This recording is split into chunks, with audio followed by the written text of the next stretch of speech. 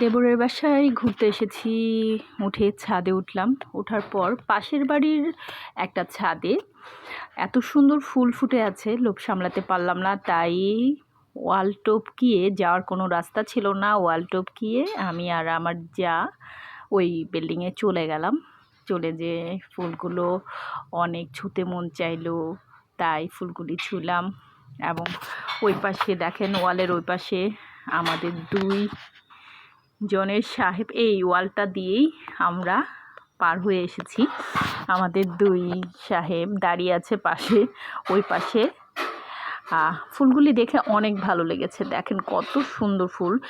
ছাদটা যতই নোংরা হোক, কিন্তু তারপরেও ফুলগুলি দেখে ছাদগুলোর মধ্যে একটা সুন্দর একটা আবাস তৈরি করেছে।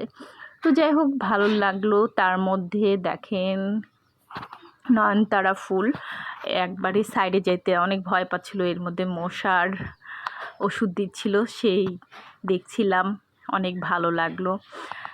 সব কিছু মিলিয়ে ভালো লাগা, ভালো মন্দ লাগা সব কিছু নিয়েই তারপরও বলবো আলহামদুলিল্লাহ। মনের ভালোবাসাটা, মনের মনোমুগ্ধকর সময়টা কাটানোটাই সবচেয়ে ভালো জিনিস। তো যাই হোক, পাশের ছাদের এগুলো জুম করে একটু ভিডিও করে দেখালাম। দেখেন পরিবেশটা কত সুন্দর। ছাদে যদি এরকম গাছ লাগানো হয় এবং সবুজের আবাস থাকে, তাহলে বাড়িটাই পরিপূর্ণতা সুন্দর হয়ে যায়। তো যাই হোক, আলহামদুলিল্লাহ আমার বাড়ির ছাদেও এরকম অনেক যথেষ্ট পরিমাণের গাছ আছে।